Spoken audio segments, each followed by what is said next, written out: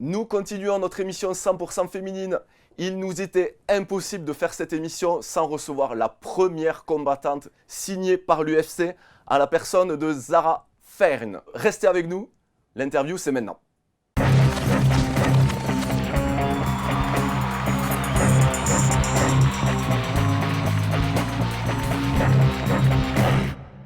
Zara Fern, bonjour. Bonjour.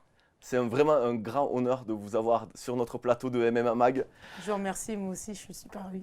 Alors avant d'évoquer votre carrière, moi j'ai envie de vous poser une question simple parce que vous communiquez beaucoup autour des réseaux sociaux. Et on a vu récemment que vous avez eu la chance de rencontrer la ministre des Sports pour lui parler de MMA. Écoutez, je vais vous poser une question simple, on veut tout savoir. Racontez-nous ce que vous a dit la ministre. Alors en fait, c'était un échange très particulier parce que déjà c'était important pour elle de se rendre compte de notre enthousiasme en tant que femme de pratiquer ce sport. Donc on a eu un échange vraiment sur les besoins d'un athlète de haut niveau dans le MMA. Et surtout, elle était intéressée de la vision féminine que l'on peut avoir en étant actrice de cette discipline. Donc c'était vraiment un échange plus sur la curiosité d'une femme qui pratique ce sport, qui revendique justement les bienfaits de cette discipline. Et on a échangé vraiment là-dessus.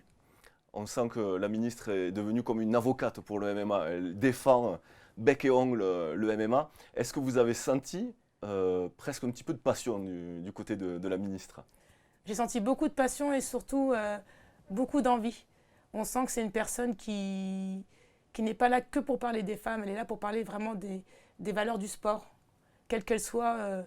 C'est important pour elle justement de dire aujourd'hui il se passe quelque chose autour du MMA en France et il est temps maintenant de le développer et de s'y interroger vraiment. Donc c'était pour ça que c'était important pour elle que l'on soit présent à cette réunion pour pouvoir échanger tous ensemble. Et quel message vous lui avez donné? En fait, je lui ai expliqué qu'aujourd'hui, le MMA n'a pas apporté que l'image athlétique, que derrière, on arrive, grâce à cette discipline, à aider des enfants, des mères de famille, à sortir justement dans des cursus qui sont très, très compliqués dans leur vie de tous les jours. Et qu'aujourd'hui, moi, en l'occurrence, par rapport à ma carrière, j'ai réussi à ouvrir ma salle. Et c'est ce qui m'a permis justement de passer le cap, de dire, même si je ne suis pas reconnue, je vais quand même me battre pour pouvoir grâce aux valeurs de mon sport, justement, faire découvrir à toutes ces personnes que le MMA est fédérateur pour beaucoup de personnes. Par rapport à la légalisation, comment vous voyez l'avenir très proche de la discipline en France? Je le vois avec beaucoup de positivité. C'est-à-dire qu'enfin, ça va pouvoir être structuré. On va pouvoir former des coachs, on va pouvoir donner des diplômes, passer des grades, par exemple, ce qui est très, très important. Et enfin, pouvoir aider des athlètes à se développer aussi, à donner un nom à leur discipline et surtout une reconnaissance qui aujourd'hui, je pense que pas mal de prédécesseurs avant moi ont souhaité cela depuis des années et qu'aujourd'hui ça arrive maintenant, c'est énorme pour nous. Avant d'être dans le MMA, vous étiez boxeuse professionnelle et vous avez fait le choix de partir dans le MMA. Expliquez-nous un petit peu justement ce choix-là parce que vous êtes on va dire une athlète à l'ancienne dans le MMA, c'est-à-dire que vous avez vraiment une spécialisation par rapport à un sport de combat qui est la boxe. Et vous êtes tourné vers le MMA. Donc expliquez-nous vos années boxe. Alors en fait, j'ai commencé la boxe grâce à Brice Faradji. C'est lui qui m'a fait découvrir la boxe anglaise. Et par la suite, j'ai rencontré un très grand coach, Saïd Benagem, où j'étais au Boxing Beat à Aubervilliers. Donc ça a été une rencontre extraordinaire parce que j'étais dans le club élite à l'époque et qu'il est toujours pour moi, où il y avait Sarah Oramoun, Lucie Berthaud, de grandes athlètes. Et le premier entraînement, j'ai accroché. Et un an après, il m'a mis en compétition. Donc j'ai commencé par faire les petits championnats. Après, j'ai fait vice-championne de France. Et puis par la suite, malheureusement, j'ai dû arrêter la boxe anglaise. C'était pas un choix en fait. C'était la discipline en elle-même qui était compliquée pour moi parce que je gagnais tous mes combats. Et j'avais de moins en moins de propositions. Et en fait, j'ai eu un choc une fois où j'avais fait plus de 8 heures de route. Et puis le combat était annulé sur place. Il y avait la combattante qui était présente, je me suis pesée dans les règles, j'ai respecté vraiment le poids, tout. Et son entraîneur a dit clairement à mon entraîneur, non, je ne veux pas que ma fille combatte Zara, elle est impressionnante, elle est grande, je ne pensais pas qu'elle était comme ça. Et je suis contente parce que Saïd a été honnête avec moi, il est venu me voir et m'a dit, écoute Zara, t'as pas perdu ton combat, mais en tout cas, tu es venue comme une guerrière, tu étais prête à combattre, mais ils veulent pas. Donc, et le soir même, ils ont mis une autre combattante à ma place. Donc, en fait, j'ai regardé mon combat. Et ça été un truc pour moi où je me suis dit, non, c'est plus possible d'accepter ça. Donc, j'ai préféré changer de voie. Et en fait, le MMA est venu par hasard. C'est un ami à moi qui m'a dit, tiens, Zara, il y a une discipline qui est pas mal, tu devrais essayer le MMA. Et je lui ai dit, ah bon, c'est quoi? Donc, je me retrouve dans un club où je commence à m'entraîner et on m'amène au sol. Je dis, mais qu'est-ce que tu fais? Au début, j'ai rien compris. Et après, on m'a expliqué, non, il y a un travail au sol. Et puis, du coup, je me suis dit, tiens, ça peut être intéressant aussi de se défendre au sol au final, parce qu'on ne sait pas ce qui peut arriver. Donc, ça peut être. Et puis, je sais pas, j'ai vachement accroché et j'ai toujours continué dans ce sport. Alors, votre trajectoire a été liée avec un athlète français très connu dans le monde du MMA, qui est Cyril Diabaté. Oui. Vous avez donc été une combattante de la Snake Team. Oui. Est-ce que vous pouvez nous raconter un petit peu qu'est-ce que ça faisait d'être aux côtés de Cyril Diabaté du temps où il combattait? Alors, la première fois que j'ai rencontré Cyril, je me rappellerai toujours. Je suis arrivée, il était assis, je lui ai dit bonjour, je veux juste essayer un cours de MMA. Quand est-ce que je peux venir? Et il m'a dit tu peux faire maintenant. Et je lui ai dit j'ai pas de tenue. Et il me dit c'est pas grave, je te prête un short et vas-y. Donc au départ j'ai dit bon d'accord. Et puis il m'a ramené son short, que j'ai toujours d'ailleurs. Et je me suis entraînée et c'était un régal.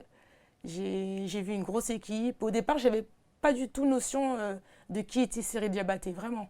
Et quand j'ai su après qu'il était combattant à l'UFC, quand il a annoncé qu'il allait préparer son combat, que je voyais de plus en plus de médias venir à la salle, c'est là que je me suis rendu compte de qui était Cyril. Et au final, je me suis dit, j'ai la chance d'avoir un coach, en plus qui est un grand combattant et qui est aussi humble. Et sur le tatami, ça ne se ressentait pas, en fait, toute cette médiatisation qu'il avait autour de lui. Et c'est ça qui, je pense, qui a vraiment été fédérateur pour moi et qui m'a aidé à me développer par la suite, d'avoir envie d'ouvrir une salle. Parce que je me suis dit, s'il arrive justement à être combattant, à donner autant de son temps et aussi de s'entraîner et de fédérer la jeunesse qui arrive, je me suis dit, j'aimerais bien un jour être comme lui. Donc voilà. On en parlait hors antenne, votre séparation avec Cyril Diabaté, donc votre décision de partir. Racontez-nous un petit peu comment ça s'est passé, parce que c'est vraiment très intéressant à entendre. En fait, c'était un moment où je voulais commencer à aller voir un petit peu ailleurs, à l'étranger, commencer à sentir un peu mon évolution. Donc c'était un moment très important pour moi. Et puis à ce moment-là, Cyril était aussi dans des combats très très importants à l'UFC. Et je me suis dit, c'est le bon moment justement de partir et d'essayer de découvrir un petit peu autre chose. Et c'est vrai qu'on en avait discuté et il m'a dit, au contraire, Zara, tu as raison. Moi, je ne suis pas partisan de bloquer mes élèves, bien au contraire. Va voir un petit peu ce qui se passe ailleurs et puis reviens. Je suis passée par là moi aussi. Et au contraire, ça a été très bénéfique parce que je me suis rendu compte que j'avais quand même pas mal de talent et qu'au final, en allant à l'étranger, justement, je me suis rendu compte que oui, en France, on est bien structuré au niveau du MMA, on arrive vraiment à avoir un bon niveau intéressant. Parce que même à l'étranger, aujourd'hui, j'ai encore des personnes qui m'appellent pour venir mettre les gants, pour les aider à préparer leur combat. Et je trouve ça super bien. Oui, s'entraîner dans le monde entier, c'est complémentaire c'est complémentaire, ça aide et c'est intéressant. Et justement, ça a été... pour moi, je ne le vois pas comme une séparation parce que Cyril, je le vois toujours et je serai encore amenée justement à le voir dans son club pour pouvoir préparer aussi mes combats. Donc aujourd'hui, je ne suis pas une personne qui va dire du mal d'un club parce qu'aujourd'hui, le MMA qui va être reconnu en France, c'est une émotion qui est pour tout le monde. Et je pense que le partage, c'est la première chose qui est la plus importante pour moi. Alors expliquez-nous l'ouverture de votre salle. On sent que vous y êtes très, très attaché. Quel type de professeur vous êtes dans la salle? Comment vous vous définiriez? Alors moi, j'ai plusieurs expériences au niveau du fitness, aussi au niveau du MMA. Et ma priorité, c'était de dire, dans le milieu de fitness, justement, venez découvrir cette discipline. Donc il y a les deux éléments dans ma salle. Il y a une partie fitness pure, où on apprend justement des cours, des concepts que j'ai inventés. Par exemple, le Power Strike, où on travaille au sac, où on travaille sur des PAO. Et qui rappelle un peu les spécificités du MMA, sur le ground and pound, tout ça. Et les clientes, elles adorent. Et c'est ce qui m'a permis justement de dire à mes clientes, c'est ce que je pratique. Alors qu'au départ, elles me disaient, ah, ça fait trop peur ton sport dans la cage, tout ça. Et puis, au final, elles se sont rendues compte que ça permet de se défouler aussi, ça travaille la confiance en soi. Et elles se rendent compte qu'elles arrivent à bouger leur corps dans différentes types de positions. Et ça, c'est super intéressant. Alors, est-ce que vos élèves savent que vous avez signé à l'UFC, Oui, ils contrairement le à savent, vous avec ouais. Cyril Diabaté? Oui, c'était les premiers à le savoir d'ailleurs. Ah, C'était d'accord. important pour moi. Dès que j'ai signé mon contrat, je leur ai parlé, j'ai fait une petite réunion et je leur ai annoncé. Et certains de mes élèves ont pleuré, ils étaient très émus et très honorés parce qu'ils ont dit on a de la chance de t'avoir. Parce que j'ai ouvert une salle qui n'est pas dans ma région de base. Moi, je viens de Paris à la base et j'ai ouvert ma salle à Amberieu-Bugey dans l'Ain. Donc, c'était un échange très, très particulier. Et oui, ça me touche parce qu'aujourd'hui, il faut savoir que cette salle, je l'ai ouverte.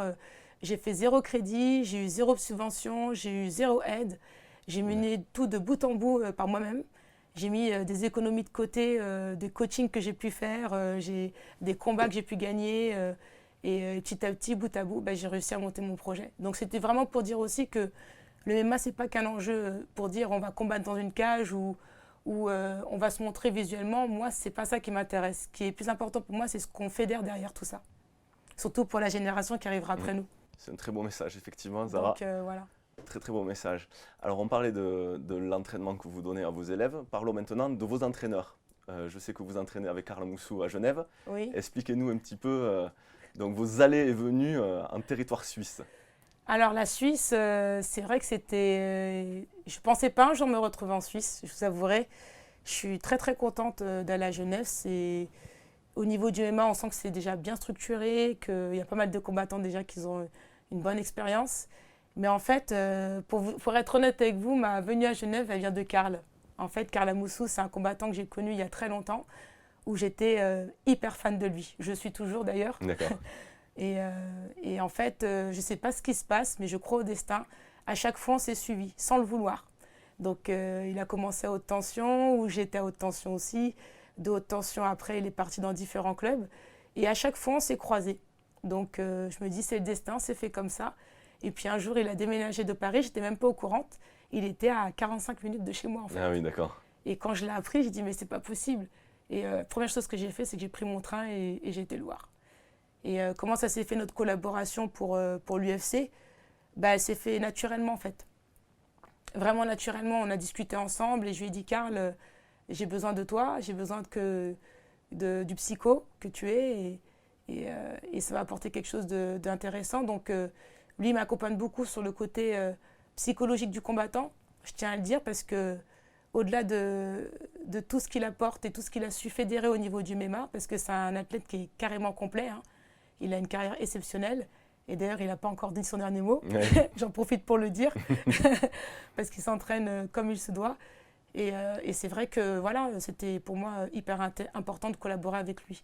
Et à côté de ça, j'ai rencontré un coach aussi, Mehdi, qui est de Lyon, donc ville où je suis le plus proche justement, qui s'occupe de moi, qui est un coach admirable, que vous allez connaître bientôt, car c'est lui qui sera dans mon coin à l'UFC. D'accord. Donc je suis vraiment heureuse de l'avoir aujourd'hui parce qu'il a vraiment les connaissances au niveau de l'athlète et surtout de ce qu'un athlète a besoin psychologiquement aussi. C'est-à-dire qu'aujourd'hui, il me coach, il m'accompagne, il me demande de mes nouvelles, ça sort du tatami. Et aujourd'hui, ouais. J'invite vraiment aux coachs qui s'occupent d'athlètes de haut niveau de sortir de cette capsule que de la cage ou de l'entraînement, parce que ça change tout. Moi, je vois en quelques mois de travail avec lui, je ne suis plus la même Zara qu'il y a 5-6 mois. Voilà, donc je suis très très bien entourée et j'espère que ça va continuer comme ça. Alors on sent qu'en 2018, il s'est passé quelque chose du côté de votre carrière. Vous deviez combattre à l'Invicta. Vous avez refusé donc le PFL. Oui. Vous êtes entraîné avec Gustafsson à Stockholm. Oui. Racontez-nous un petit peu cette année de folie. Alors 2018, c'était une année vraiment de transition pour moi. Et en fait, c'était une année de choix. Donc je me suis dit, c'est vrai que j'avais plein d'opportunités. Quand le PFL est venu, je me suis dit, waouh. C'est vrai qu'au départ, bon, c'était pas ma catégorie, c'était une catégorie complètement au-dessus. Donc au départ, je me suis dit, bon, je vais pas me plaindre parce que pour une fois, c'est une catégorie qui est facile. Parce qu'il faut savoir que mes 3 derniers combats, c'était en bantamweight. Donc une catégorie qui n'était pas du tout la mienne. Mmh. Donc j'avais pas le choix parce que j'ai 0 combattante qui voulait m'affronter dans ma catégorie. Ou sinon, c'était fin de carrière pour moi. Donc j'ai préféré me battre et me dire, non, c'est pas grave, Zara, on va perdre encore 8 kilos s'il faut.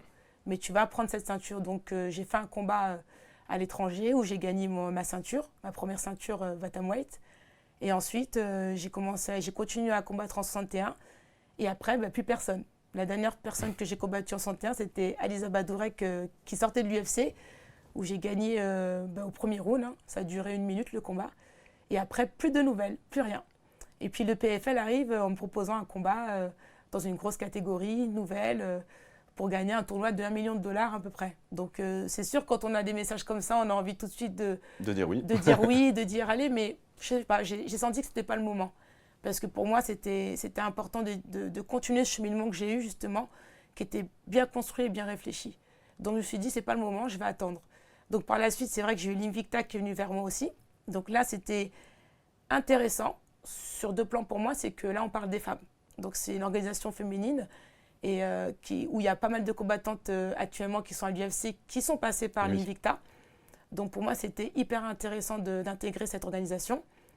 Et j'avais un premier combat qui était ce match contre Kathleen Young. Donc j'étais très très contente de pouvoir le faire. Après, il y a eu des soucis de visa en fait, où ça a pris trop de retard. Et malheureusement, je n'ai pas pu honorer mon premier combat à l'Invicta. Donc en fait, je n'ai pas quitté l'Invicta. Ça s'est fait naturellement parce que par la suite, en fait, j'ai été à Stockholm pour pouvoir m'entraîner dans le club de Gustafsson, où j'avais déjà rencontré un manager qui était intéressé par moi, qui s'appelle Nima Safapour, où ça faisait déjà 2 ans qu'il voulait me signer avec lui, et 2 ans que je lui disais non, je ne suis pas pressée pour l'instant, je veux continuer à me développer, et je voulais prendre mon temps, parce qu'il faut dire que j'ai rencontré pas mal de managers aujourd'hui où j'ai eu pas mal de difficultés, où je n'étais pas très contente de leur engagement, et du coup j'ai pris mon temps, et j'ai proposé à Nima, j'ai dit est-ce que ça te dit que je vienne à ton club 5-6 mois, je m'entraîne, on voit comment ça se passe et puis éventuellement on discute après. Donc il m'a dit c'est vrai, tu es prête à venir 6 mois comme ça? J'ai dit oui, moi je veux être championne, donc il n'y a pas de souci. Mais pour moi c'était important la communication et de prendre le temps. Moi j'aime beaucoup ça, et même s'il y a les réseaux sociaux, c'est hyper important, mais l'échange humain c'est ce qui a plus de valeur pour moi. Et du coup, je suis restée 6 mois là-bas, je me suis entraînée et je vois Alexander Gustafsson qui arrive, premier cours de MMA, c'est lui qui le donne. Et là, je me dis, waouh, est-ce que je vais pouvoir être à la hauteur? Et au final, ça s'est super bien passé, ils étaient hyper impressionnés. Ils m'ont dit, mais qu'est-ce qu'une fille comme toi n'est pas à l'UFC? C'est pas possible, quoi. Ils m'ont dit, en plus, t'as un record qui est dans le vert, donc ils ne comprenaient pas. Et là, ça m'a fait un choc, je me suis dit, peut-être que je passe à côté de quelque chose, il faudrait peut-être que je cadre mon management, justement, et que j'y réfléchisse. Et puis voilà, j'ai rencontré Lafiti, pas mal de combattants de l'UFC, des gens qui ont fait aussi le PFL. Entraînement très très bien passé. Et puis après mes 6 mois, justement, je suis allée à Los Angeles rencontrer Nima. On a discuté ensemble. Et de là, il m'a dit, bon, alors est-ce que tu aimerais collaborer avec nous? Comment tu t'es sentie au niveau du training camp?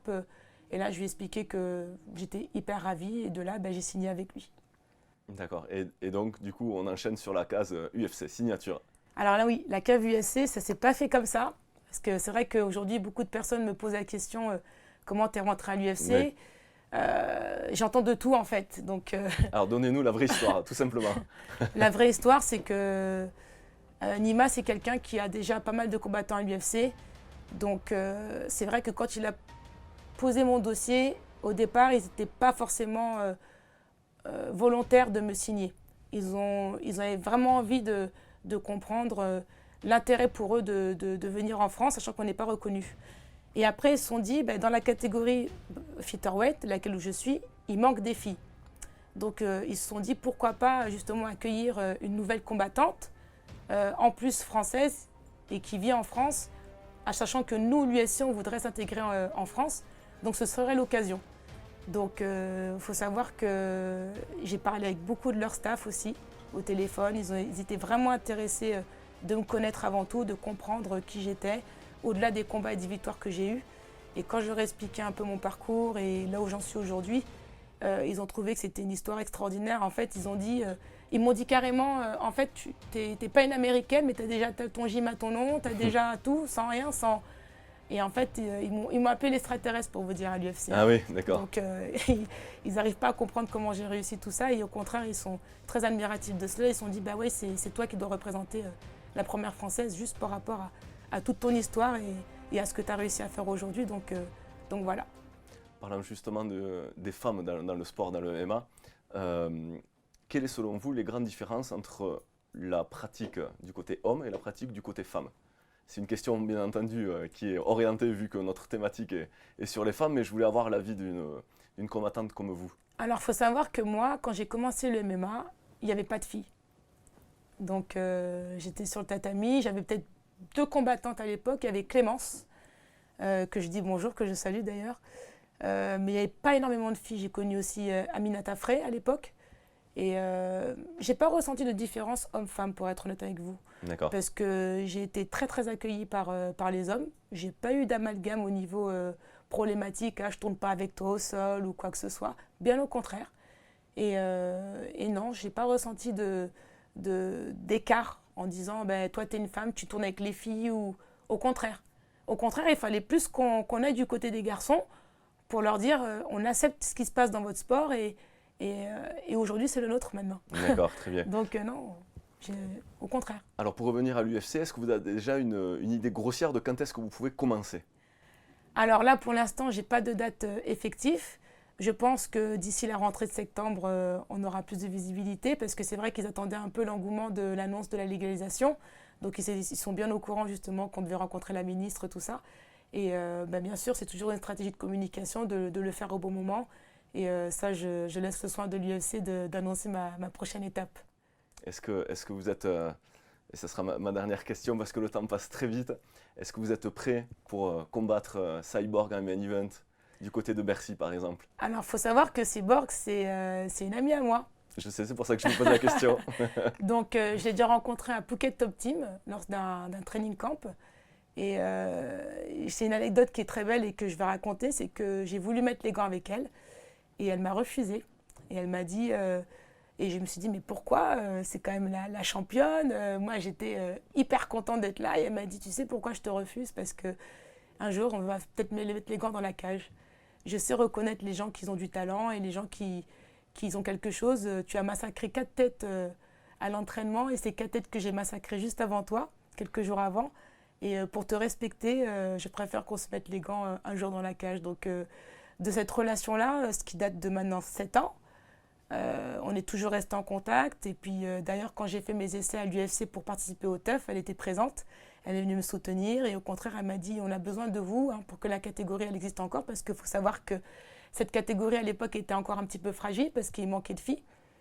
Et puis quand elle a su que j'étais à l'UFC, elle était très très ravie. Au contraire, elle m'a félicité et maintenant que bien sûr que je suis prête à l'affronter et ce serait justement irrespectueux de dire le contraire.